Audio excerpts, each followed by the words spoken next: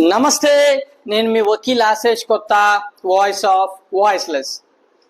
ఇటీవలి కాలంలో ద్విచక్ర వాహనాలపై నెంబర్ ప్లేట్ పైన నెంబర్ ఉండాల్సిన స్థానంలో ఫలానా వారి తాలూకా అని రాసి ఉండడం చూస్తున్నా.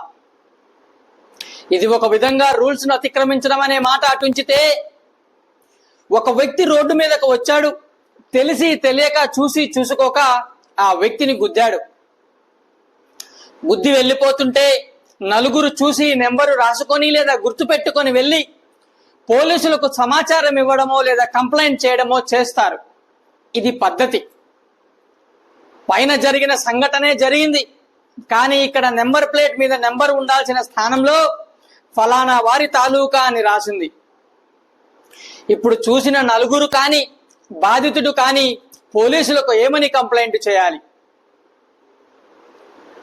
దొంగతనాలు చేసే వాళ్ళందరూ, ట్రిపుల్ రైడింగ్ చేసే వాళ్ళు, ర్యాష్ డ్రైవింగ్ చేసే వాళ్ళు, వాళ్ళ యొక్క ద్విచక్ర వాహనం పైన నెంబర్ ప్లేట్ మీద నెంబర్ ఉండాల్సిన స్థానంలో ఫలానా వాళ్ళ తాలూకా అని వేసుకొని తిరిగితే పోలీసులు కేసులు ఫైల్ చేసేది, ఫైన్లు వేసేది ఎలా? మీ అభిమానమేమో కానీ ఇటువంటి చర్యల వల్ల మీ ఫలానా నాయకునికి చెడ్డ పేరు వచ్చే ప్రమాదం ఉంది. పోలీసు అధికారులు ముందు మార్గదర్శకాలు జారీ చేసి వినుకుంటే నెంబర్ ప్లేట్ మీద నెంబర్ ఉండాల్సిన స్థానంలో ఫలానా వారి తాలూకా అని ఉన్న ద్విచక్ర వాహనాల మీద కఠినంగానే వ్యవహరించాలి. లేకుంటే రాబోయే రోజుల్లో ఈ యొక్క ధోరణి విపరీతంగా పెరిగే అవకాశం లేకపోలేదు.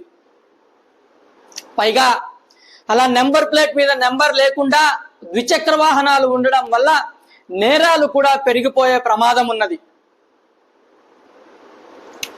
చట్టాలు చదవండి, హక్కులు తెలుసుకోండి, హక్కులకై పోరాడండి.